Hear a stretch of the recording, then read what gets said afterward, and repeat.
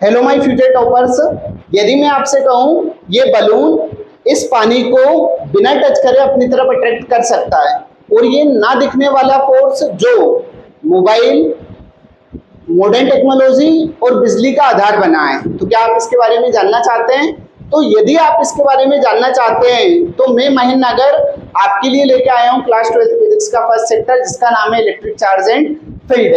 तो आइए हम सब मिलके समझते हैं कि इलेक्ट्रिक चार्ज एंड फील्ड क्या होता है। तो यदि मैं आपसे बात करूं इलेक्ट्रिक चार्ज एंड फील्ड की, तो इलेक्ट्रिक चार्ज एंड फील्ड जो होता है वो इलेक्ट्रोस्टैटिक का हिस्सा माना जाता है।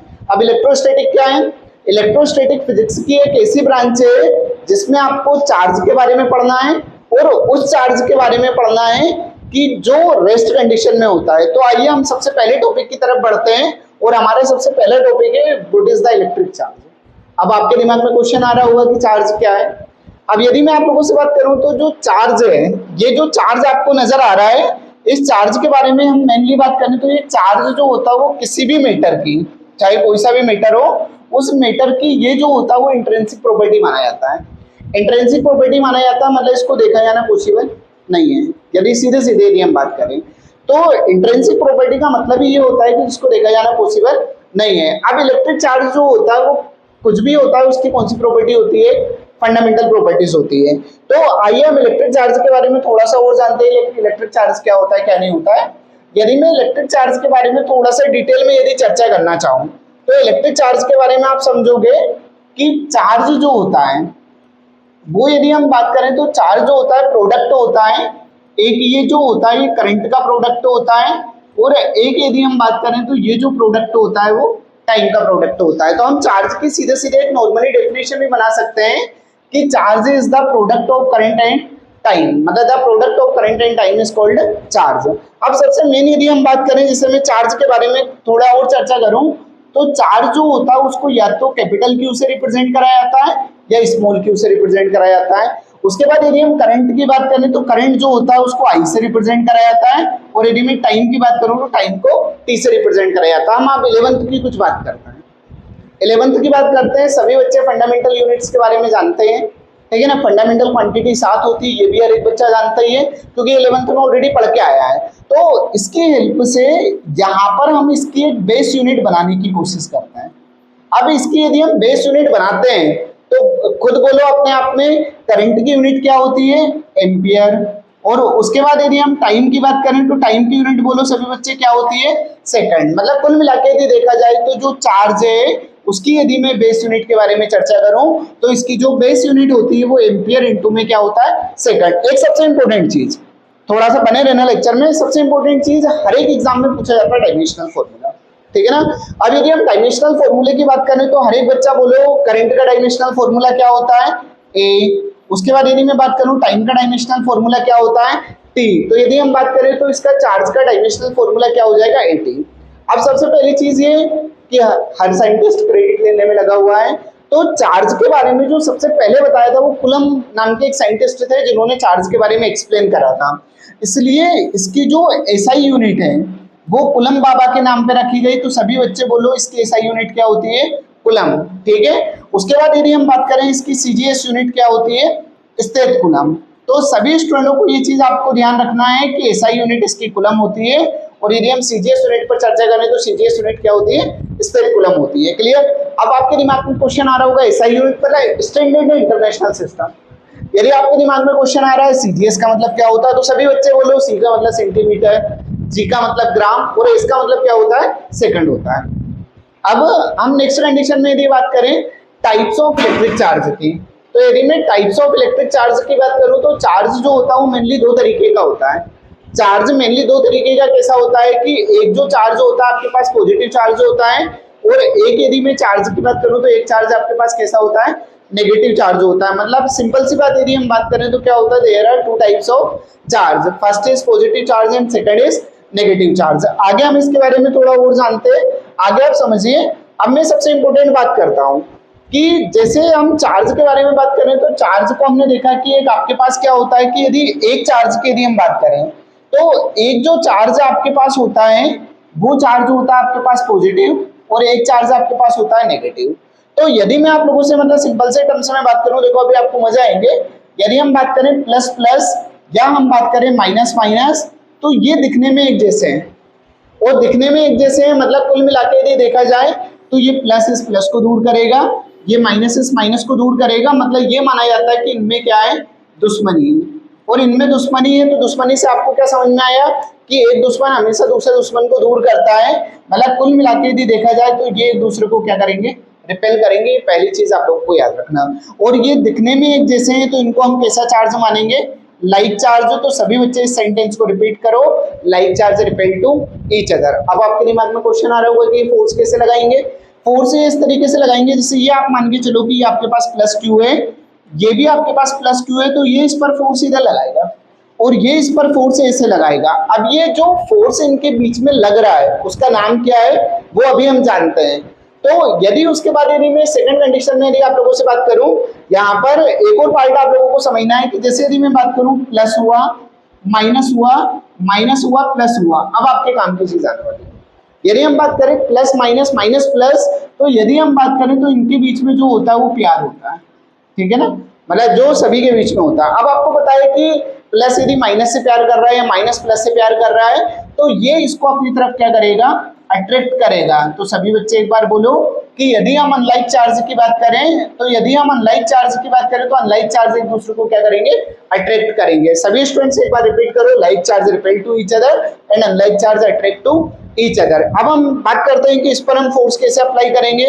तो यदि इस पर फोर्स अप्लाई करना है, जैसे ये प्लस है ये माइनस है, तो मैंने क्या बोला, दोनों के बीच में प्यार है, तो दोनों के बीच में प्यार है तो दोनों दूर नहीं जाएंगे, दोनों क्या होगा, पास आएंगे। तो ये इस पर क्या होगा, इस तरीके से फोर्स लगाएगा और ये इस पर इस तरीके से फोर्स लगाएगा। अब सबसे इंपॉर्टेंट चीज कि लास्ट ईयर हमने मास के बारे में पढ़ा है और उसमें हमने पढ़ा है कि वहाँ ग्रेविटेशनल फोर्स लगता है, और हमने पढ़ा है कि वहां पर केवल प्यार होता है, मतलब जो दो मासेस होते हैं वो हमेशा एक दूसरे को अट्रैक्ट करते हैं, रिपेल नहीं करते हैं। बट यहाँ तो हम एक ऐसे फोर्स के बारे में पढ़ने जा रहे हैं जो अट्रैक्ट भी कर रहा है, जो रिपेल भी कर रहा है, मतलब जो प्यार करना भी जानता है और दुश्मनी भी जानता है। तो ऐसा जो फोर्स है, मतलब चार्जेस के बीच में जो फोर्स लग रहा है, इस वाले फोर्स को क्लियरली बोला जाता है इलेक्ट्रोस्टैटिक फोर्स। मतलब सभी बच्चे बोलो कि इस वाले फोर्स को हम कौन से फोर्स के नाम से जानेंगे, इलेक्ट्रोस्टैटिक फोर्स के नाम से जानेंगे। तो आपको इस फोर्स का नाम पता होना चाहिए, इस फोर्स का नाम क्या रहेगा, इलेक्ट्रोस्टैटिक फोर्स रहेगा। हम आगे बढ़ते हैं। आगे यदि हम बात करें, जैसे अब मैं देखो इसमें सबसे इंपॉर्टेंट पार्ट एक आप लोगों को बताता हूँ। जैसे कोई सा भी ऑब्जेक्ट है, तो उस ऑब्जेक्ट को मैं बहुत इंपॉर्टेंट कहानी आप लोगों को सुनाने जा रहा हूँ, इंपॉर्टेंट कहानी समझना। कोई सा भी ऑब्जेक्ट है वो अपने आप में न्यूट्रल होता है, बट अपने आप में न्यूट्रल होता है। जैसे मैं ह्यूमन बॉडी की बात करूँ, ह्यूमन बॉडी क्या होती है, न्यूट्रल होती है, मतलब उस पर कोई चार्ज नहीं होता है। तो यदि थोड़ी देर के लिए मैं बात करूँ, एक बॉडी है और उस बॉडी पे मैं थोड़ी देर के लिए बात करूँ कि वहां पर मतलब ये एक ऑब्जेक्ट है जिस पर कोई चार्ज नहीं है, बट तुम आप लोगों ने ये भी समझा होगा कि जब मैं प्लास्टिक की चेयर पर बैठा हूँ और अचानक मेरा हाथ टकरा गया तो मुझे करंट का झटका लगता है। तो जब भाई चार्ज जीरो है तो करंट लगता कैसे है, उसका कंसेप्ट क्या है, ये हम समझेंगे। मतलब कोई भी बॉडी न्यूट्रल होने का सीधे सीधे मतलब होता है कि उस पर जितना प्रोटॉन है उस पर उतना ही क्या है, इलेक्ट्रॉन है। अब हम चर्चा करेंगे प्रोटॉन इलेक्ट्रॉन को पहले समझेंगे। तो यदि मैं आप लोगों से इसके बारे में यदि चर्चा करूं, तो आप लोगों ने तीन नाम ऑलरेडी जानते होंगे। एक जो होता है वो प्रोटॉन होता है, एक जो होता है न्यूट्रॉन होता है और एक जो होता है वो इलेक्ट्रॉन होता है। मतलब इन तीनों नामों के बारे में आप बहुत अच्छे से जानते हो, क्लियर। मतलब एक यदि हम बात करें तो एक क्या होगा, प्रोटॉन, एक होगा न्यूट्रॉन, और एक यदि हम बात करें तो एक क्या होगा, इलेक्ट्रॉन। यदि हम प्रोटॉन की बात करेंगे तो इसका सीधे सीधे मतलब होता है कि इस पर पॉजिटिव चार्ज होता है। यदि मैं न्यूट्रॉन की बात करूं तो नो चार्ज, मतलब इस पर कोई चार्ज नहीं होता है। और यदि मैं इलेक्ट्रॉन की बात करूं तो इस पर जो चार्ज होता है वो माइनस में होता है। ये चीजें आप लोगों को मेन ध्यान रखना है। अब इस पर चार्ज होता कितना है, यदि मैं प्रोटॉन पर बात करूं तो प्रोटॉन का जो चार्ज होता है वो प्लस 1.6 इंटू 10⁻19 कूलम होता है। वहीं यदि मैं इलेक्ट्रॉन की चार्ज की बात करूं तो इलेक्ट्रॉन का चार्ज माइनस 1.6 इंटू में कितना होता है, 10⁻19 कूलम होता है। और न्यूट्रॉन पे तो हम नो चार्ज बोल रहे हैं, मतलब इस पर कोई चार्ज नहीं होता है। अब हम सबसे मेन चीज ये आते हैं, जैसे इस बॉडी के बारे में जिसके बारे में मैं आपसे बात कर रहा था, इस बॉडी का जो नेट चार्ज है, मतलब मैं आप लोगों से ये बोल रहा हूँ कि इसका नेट चार्ज मैंने कितना मान लिया, 0 मान लिया।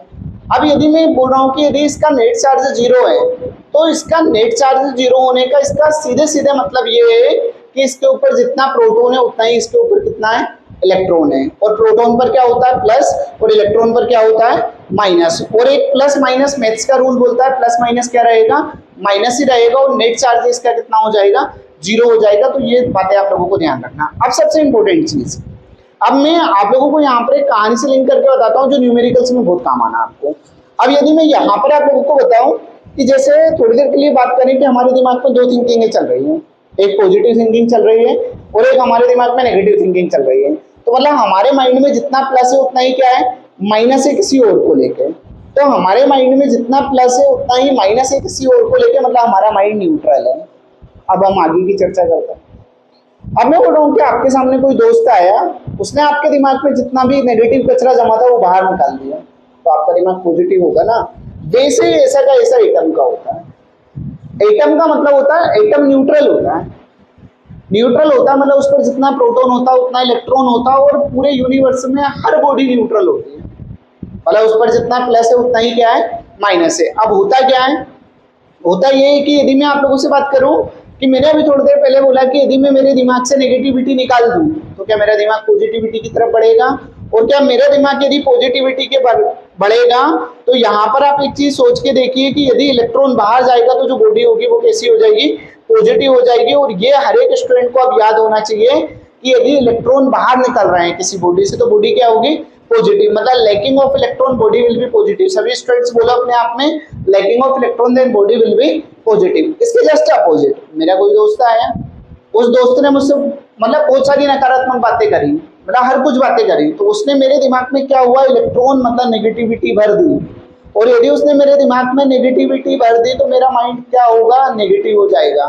तो वही चीज यहाँ पर है कि यदि किसी बॉडी को आप इलेक्ट्रॉन दोगे, उसमें इलेक्ट्रॉन बढ़ा तो जो बॉडी होगी वो कैसी हो जाएगी, आपकी नेगेटिव हो जाएगी। इसके जस्ट अपोजिट मैंने क्या बोला, यदि किसी बॉडी से इलेक्ट्रॉन निकला तो जो बॉडी है वो आपकी क्या हो जाएगी, पॉजिटिव हो जाएगी। क्लियर है। अब मैं सबसे इंपॉर्टेंट चीज आप लोगों के सामने एक और बात बताता हूँ। आप वापस यहाँ पर आइए, मैंने आपसे बोला था कि प्रोटॉन पर पॉजिटिव चार्ज होता है। उसके बाद यदि हम बात करें तो नेक्स्ट कंडीशन में मैंने आप लोगों से बोला था कि इलेक्ट्रॉन पर नेगेटिव चार्ज होता है और न्यूट्रॉन पर कोई चार्ज नहीं होता। मतलब कुल मिला के यदि देखा जाए तो हमारे सामने अब तीन कंडीशन आ गई। हमारे सामने तीन कंडीशन कौन कौन सी आ गई, एक हमारे सामने प्रोटॉन आ गया, एक हमारे सामने न्यूट्रॉन आ गया, एक हमारे सामने इलेक्ट्रॉन आ गया। इस पर हमने देखा कि पॉजिटिव हो गया, इस पर जीरो हो गया और इस पर नेगेटिव हो गया। तो ये A to Z जितने भी बच्चे वीडियो देख रहे हैं उनको सबको ये पता है कि सबसे बड़ा प्लस होता है, उसके बाद जीरो आता है, फिर व्यक्ति माइनस में जाता है। ठीक है। तो यदि मैं आप लोगों से बात करूं कि प्लस सबसे बड़ा हो गया, उसके बाद जीरो हो गया, तो सबसे छोटा कौन हुआ, बोल के बताओ कौन हुआ, इलेक्ट्रॉन। अब ये किसका हिस्सा है, चार्ज का। तो मतलब चार्ज की सबसे छोटी यूनिट, मतलब स्मॉलेस्ट यूनिट ऑफ चार्ज की यदि हम बात करें तो smallest of unit of charge कौन होता है, इलेक्ट्रॉन। अब एक बात आप समझो, यदि इलेक्ट्रॉन चार्ज की स्मॉलेस्ट यूनिट हो गई मतलब इसको ब्रेक करना पॉसिबल नहीं है। इस बात का हमेशा दिमाग में याद रखना। मतलब यदि मुझे कहीं इलेक्ट्रॉन ट्रांसफर करना है तो मैं कंप्लीट नंबर की फॉर्म में इलेक्ट्रॉन ट्रांसफर करूंगा। ऐसा नहीं कि आधा इलेक्ट्रॉन दे दिया, 1.5 इलेक्ट्रॉन दे दिया, 2.5 इलेक्ट्रॉन दे दिया, मतलब ऐसा कुछ इलेक्ट्रॉन में दे नहीं पाऊंगा। तो ये बात सभी स्टूडेंटों को यहाँ पर ध्यान रखना है। क्लियर। तो ये तो हम लोगों ने, आप और मैंने मिलकर जाना है कि चार्ज क्या होता है, चार्ज के हमने टाइप्स जाने, और उसके बाद हम लोगों ने इसमें सबसे इंपॉर्टेंट चीज यदि हम बात करें तो हमने क्या देखा कि यदि इलेक्ट्रॉन बाहर निकलेगा तो बॉडी आपकी क्या हो जाएगी, पॉजिटिव, और यदि इलेक्ट्रॉन अंदर जाएगा तो बॉडी क्या हो जाएगी, नेगेटिव। अब हम बात करते हैं नेक्स्ट सबसे इंपॉर्टेंट टॉपिक की, जो बोर्ड के लिए बहुत इंपॉर्टेंट है, प्रॉपर्टीज ऑफ चार्जेस की। मतलब आगे हम जो डिस्कस कर रहे हैं वो नेक्स्ट डिस्कस किस पर कर रहे हैं बच्चा, प्रॉपर्टीज ऑफ चार्ज पर। अब यदि हम चार्ज की बात करें तो चार्ज जो होता है मेनली तीन प्रॉपर्टी को फॉलो करता है। इसकी जो पहली प्रॉपर्टी होता है उसको हम बोलते हैं एडिटिव प्रॉपर्टी ऑफ चार्ज। दूसरी जो प्रॉपर्टी होगा वो होगा कंजर्वेशन ऑफ चार्ज, और थर्ड होता है क्वांटाइजेशन ऑफ चार्ज। क्लियर। अब हम इन तीनों प्रॉपर्टी के बारे में जानते हैं। अब मैंने आपसे क्या बोला, देखो आपका मेन रूल क्या होता है। मैंने अभी थोड़ी देर पहले आपसे क्या बोला था, मैंने आपके सामने टॉपिक रखा था, जैसे ये एक ऑब्जेक्ट है, इसको हमने न्यूट्रल माना, तो हमने माना कि इस पर जितना प्रोटॉन है उतना ही इसके ऊपर इलेक्ट्रॉन है, मतलब इसके ऊपर जितना प्लस है उतना ही माइनस है, मतलब इसका नेट चार्ज आपका कितना हो गया, जीरो हो गया। अब कुल मिला के यदि देखा जाए तो जो टॉपिक हम पढ़ रहे थे अभी तक चार्ज के बारे में, इस वाले टॉपिक के बारे में आप जानना सही, ये जो टॉपिक है ये मैथ्स के रूल को फॉलो करता है। और आपको पता हो तो लास्ट ईयर आपने पढ़ा है कि वो क्वांटिटी जो मैथ्स के रूल को फॉलो करे उसको हम स्केलर के नाम से जानते हैं, और जो वेक्टर रूल को फॉलो करे उसको हम वेक्टर के नाम से जानते हैं। तो हर एक स्टूडेंट्स बताओ चार्ज कौन सी क्वांटिटी है। तो यदि हम बात करें तो चार्ज कौन सी क्वांटिटी है बच्चा, स्केलर क्वांटिटी। और स्केलर क्वांटिटी क्यों है, इसका रीजन क्लियर है हर एक बच्चे को। तो स्केलर क्वांटिटी इसलिए है क्योंकि ये कौन से रूल को फॉलो करता है, मैथ्स के रूल को फॉलो करता है। क्लियर। आइए हम आगे एक एक प्रॉपर्टीज को समझते हैं। यदि मैं सबसे फर्स्ट में बात करूं एडिटिव प्रॉपर्टी ऑफ चार्ज की, तो एडिटिव प्रॉपर्टी ऑफ चार्ज का मतलब होता है कि according to this property the charge can be edit algebraically, मतलब जो चार्ज है उसको हम एल्जेब्रिकली प्लस माइनस कर सकते हैं। ये बात आप लोगों को समझना है। एल्जेब्रिकली प्लस माइनस कैसे कर सकते हैं, जैसे यहाँ पर मैंने एक एग्जांपल लिया है, साथ में एक और एग्जांपल लेके मैं आप लोगों को बताता हूँ। इस वाले एग्जांपल को हर एक स्टूडेंट समझना है। जैसे मैं बात कर रहा हूँ कि ये आपके पास एक बॉडी है, मैं बोल रहा हूँ कि इस बॉडी पर आपके पास 2 कूलम चार्ज है, यहाँ पर 5 कूलम चार्ज है और यहाँ पर -3 कूलम चार्ज है। तो मैंने बोला है कि इसको एल्जेब्रिकली हम प्लस माइनस कर सकते हैं। तो एल्जेब्रिकली मतलब हो जाएगा 2 + 5 - 3। तो हर एक बच्चा बोलो इस पर टोटल चार्ज कितना बचा, 4 कूलम बचा, मतलब इसका नेट चार्ज कितना हो गया बच्चा, 4 कूलम हो गया। क्लियर है, ये चीज आप लोगों को समझना है। तो इसमें ये बताया जाता है, यदि हम एडिटिव प्रॉपर्टी ऑफ चार्ज की बात करें तो एडिटिव प्रॉपर्टी ऑफ चार्ज का मतलब होता है the charge can be edit algebraically. इसमें एक इलस्ट्रेशन आपके सामने नजर आ रहा है कि एक ऑब्जेक्ट है जिसके ऊपर +2 माइक्रोकूलम चार्ज है, -5 माइक्रोकूलम चार्ज है और +3 माइक्रोकूलम चार्ज है। बच्चा सोच रहा होगा माइक्रोकूलम क्या होता है, ये होता चार्ज की यूनिट है। बट ये हमेशा आप ध्यान रखो कि जब भी हम माइक्रोकूलम को माइक्रो को मेन यूनिट में हम बदलते हैं तो इसको हम मल्टीप्लाई करते हैं 10⁻⁻6 से। जैसे जैसे हम आगे बढ़ेंगे वैसे वैसे ये मैं आपको बताते जाऊंगा। क्लियर है। तो आप समझो इसको 2 को हमने लिख दिया, -5, 3 और 2 5 हो गया, और 5 - 5 कितना हो गया, 0 हो गया, मतलब ये ऑब्जेक्ट न्यूट्रल हो गया। ठीक है ना। तो एडिटिव प्रॉपर्टी का मतलब यही होता है कि उसके ऊपर जितना भी चार्ज है वो प्लस में हो माइनस में, आप उसको एल्जेब्रिकली सम कर दो। क्लियर है, इतना समझ में आया होगा सभी बच्चों को। नेक्स्ट जिसका नाम आप लोगों ने काफी टाइम से सुना है, हम बात कर रहे हैं कंजर्वेशन ऑफ चार्ज। यदि मैं कंजर्वेशन ऑफ चार्ज की बात करूं तो आपने ये देखा होगा कि कंजर्वेशन का मतलब होता है कि ना हम बना सकते हैं ना हम मिटा सकते हैं, बल्कि एक फॉर्म से दूसरी फॉर्म में हम कन्वर्ट कर सकते हैं। मतलब can not be create not be destroy, it can be convert only one form to another form. But यहाँ पर सिस्टम क्या है, यहाँ पर समझो एनसीईआरटी बोलता है कंजर्वेशन ऑफ चार्ज का मतलब होता है the net charge in a isolated system. क्या बोलता है, इन अ आइसोलेटेड सिस्टम। अब क्वेश्चन मार्क हुआ कि सर आइसोलेटेड सिस्टम क्या हुआ, तो मैं आप लोगों से बोल रहा हूँ कि ये वाला जो सिस्टम है, जैसे आप मान के चलो कि आपके सामने ये एक सिस्टम नजर आ रहा है, इस सिस्टम को हमने बोल दिया आइसोलेटेड सिस्टम। आइसोलेटेड सिस्टम का मतलब होता है कि एक ऐसी बाउंड्री जिसके अंदर जो बैठा है उसको इंटरफेयर पसंद नहीं है, मतलब वो नहीं चाहता है कि कोई बाहर वाला आके मुझे परेशान करे, ना वो किसी बाहर वाले को परेशान करेगा, मतलब उसको इंटरफेयर बिल्कुल पसंद नहीं है। ठीक है। तो यदि हम बात करते हैं कि इसमें क्या है, 2 कूलम चार्ज है, यहाँ 5 कूलम चार्ज है, और आप मान के चलो कि यहाँ पर जो है -1 कूलम चार्ज है। तो सभी बच्चा अब एक चीज बता सकता है कि इसका नेट चार्ज कितना हुआ। अभी हम सीख के आए, आप समझो 2 + 5 - 1, मतलब इसका नेट चार्ज कितना हो गया आपके पास, 6 कूलम हो गया। क्लियर है। अब एक इसकी डेफिनेशन एनसीईआरटी बोलता है कि the net charge in isolated system, मतलब कैसे सिस्टम की हम बात कर रहे हैं, एक आइसोलेटेड सिस्टम की। तो ये जो आइसोलेटेड सिस्टम है इसके अंदर इसका जो नेट चार्ज होता है वो हमेशा कांस्टेंट रहता है, मतलब रिमेन्स कांस्टेंट, वो ये बोलना चाह रहा है। तो इसका मतलब क्या हुआ, जैसे कि बॉल है, इसको मैंने किसी दूसरे भाई को दे दी, और दूसरे भाई को जब मैंने दी तो ये जो सिस्टम है इसमें यहाँ पर क्या 2 कूलम चार्ज आ गया, यहाँ पर 1 कूलम चार्ज आ गया, और उस भाई को ये नहीं पता है कि यहाँ कितना आया। ठीक है। तो आप लोगों से क्वेश्चन में ये पूछ लिया उन्होंने कि आप यहाँ बताइए कि यहाँ कितना चार्ज आया। तो अभी हमने क्या बोला कि जो चार्ज इसका पहले वही चार्ज इसका बाद में रहेगा। कंजर्वेशन का मतलब ये होता है कि चार्ज खत्म नहीं हो सकता है, तो बाद में इसका चार्ज क्या होगा, 2 + 1, जहां नहीं पता वहां x मान लो, कोई दिक्कत नहीं है।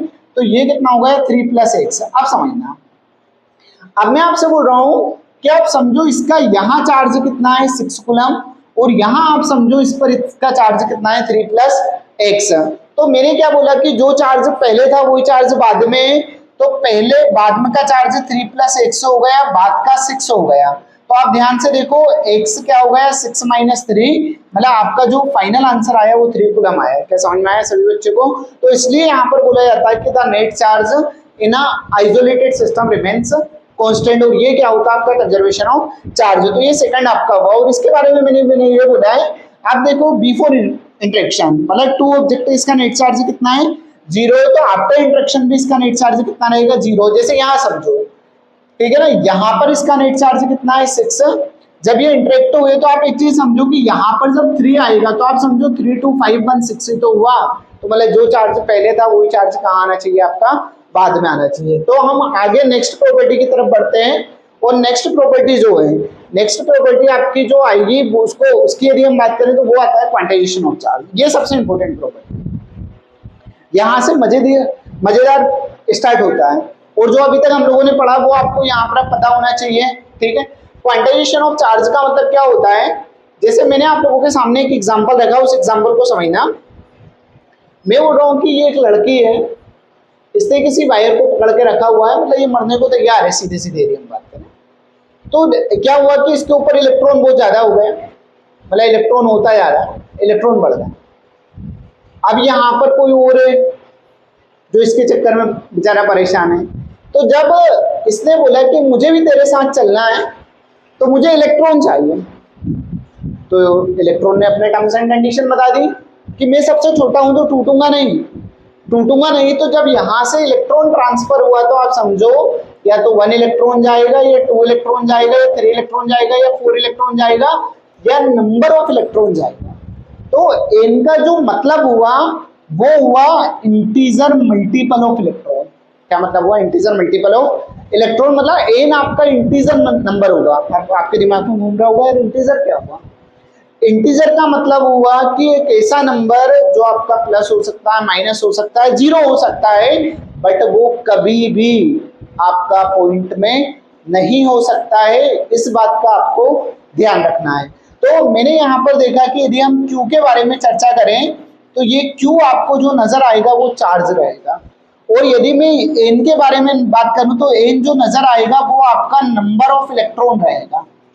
और यदि हम E के बारे में बात करें तो E की वैल्यू फिक्स होती है 1.6 इंटू 10⁻19 कूलम। क्या हर बच्चे को क्लियर है ये चीज?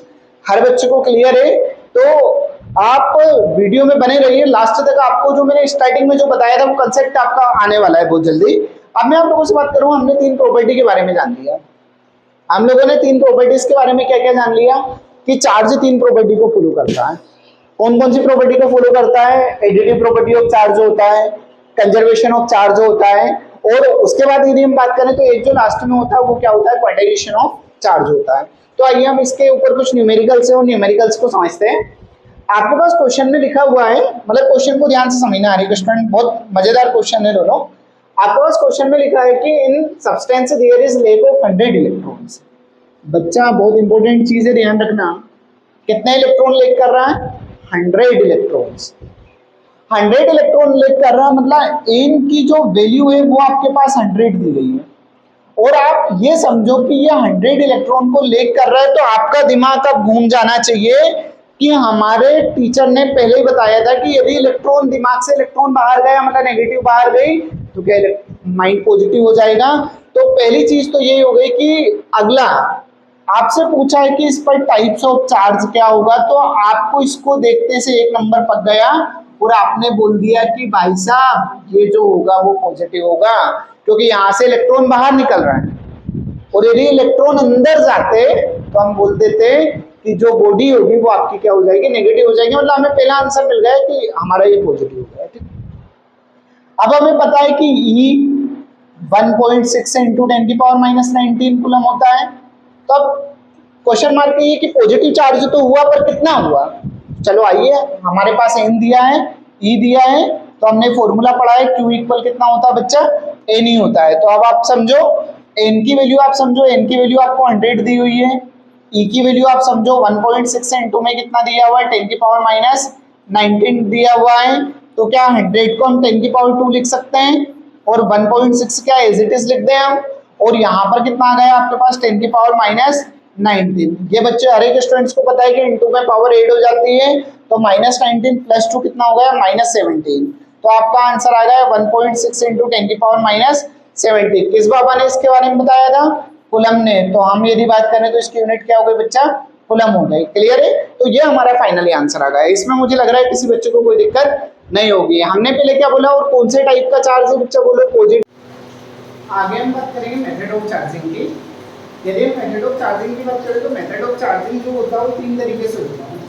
एक चार्जिंग बाय कंडक्शन होता है, एक चार्जिंग बाय इंडक्शन होता है और एक चार्जिंग बाय फ्रैक्शन होता है। तीनों होता क्या है वो समझना है। यदि मैं आप लोगों से बात करूँ चार्जिंग बाय कंडक्शन की, तो चार्जिंग बाय कंडक्शन क्या होता है? टचिंग प्रोसेस होती है। मतलब यहाँ बॉडी तभी चार्ज हो सकती है जब हम उसको उसके कॉन्टेक्ट में लेके आएंगे, मतलब जब हम फिजिकल टच करवाएंगे। जैसे मैं थोड़ी देर के लिए आपसे बात करूँ तो आप सपोज करो कि आप बहुत गहरी नींद में कहीं जा रहे हो और गलती से आपसे वायर टच हो गया जिसमें चार्ज फ्लो हो रहा है, तो आप तुरंत एक्टिव हो जाओगे।